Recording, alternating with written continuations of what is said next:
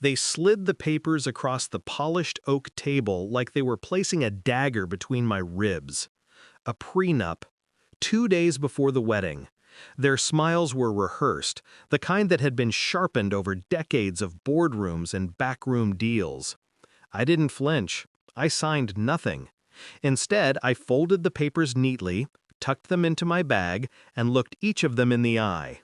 Their confidence was almost theatrical, as if they had already counted me out. But that was their first mistake, believing I walked into this blind. I remember the first night I met him. He was clumsy with his drink, charming in that unpolished way that made me feel safe, not like the others I had dated. He didn't talk about money, didn't flaunt the family name. He spoke about books, music, dreams. And for a while, I believed he was real. I wanted to believe. He was warm, attentive, the kind of man who touched my back in crowded rooms to make sure I was still there. We built routines, inside jokes, memories stacked carefully like fragile glass.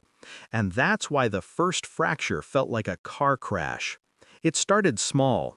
A text he didn't want me to see, a sudden need for late-night work calls, a hesitation in his eyes when I asked simple questions.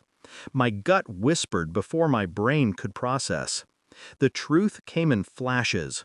A woman's voice on voicemail, hotel charges when he was supposed to be out of town on business, the scent of perfume that wasn't mine clinging to his jacket. By the time I had undeniable proof, my heart should have shattered. But instead, it calcified. I didn't scream. I didn't confront him. I smiled, I kissed him, and said yes when he proposed. I tucked every lie into a quiet corner of my mind and began building something stronger than rage. A plan. What they didn't know, what he didn't know, was that long before I met him, I had built my own foundation. I wasn't the desperate dreamer they mistook me for. I had money. Not inherited wealth, not a trust fund. Earned. $7 million earned through years of blood, sweat, and foresight. And I had a lawyer who had been with me since my first real paycheck. Loyal, cunning, relentless. So when his parents slid that prenup across the table, smug in their assumption that I had nothing, I almost laughed. Instead, I played my part. Silent, meek, the girl they thought they could buy out. I let them believe they had the upper hand, because arrogance is a sharper blade than any contract. My lawyer and I rewrote the script. I signed their document, yes, but with amendments. Precise, surgical lines buried in the legalese. Clauses that protected me. Loopholes that gutted their leverage.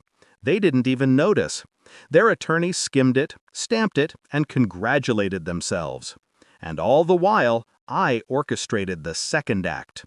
I leaked just enough of his affairs to people who mattered. Not scandal, just whispers. Enough to stir unease in his family's pristine social circle. Enough to plant doubt, to make his parents question his judgment. The wedding day became a stage. The guests saw flowers and champagne. I saw pawns, witnesses, alibis. At the reception, I waited until the first toast was raised. His father, smug and triumphant, praised his son for finding a woman who would finally stabilize him. Laughter, applause, the perfect moment. I stood, glass in hand, calm, steady. My turn, I said. And then I told the truth. Not with tears or rage, but with precision. The affair, the hotel receipts, the messages, the prenup.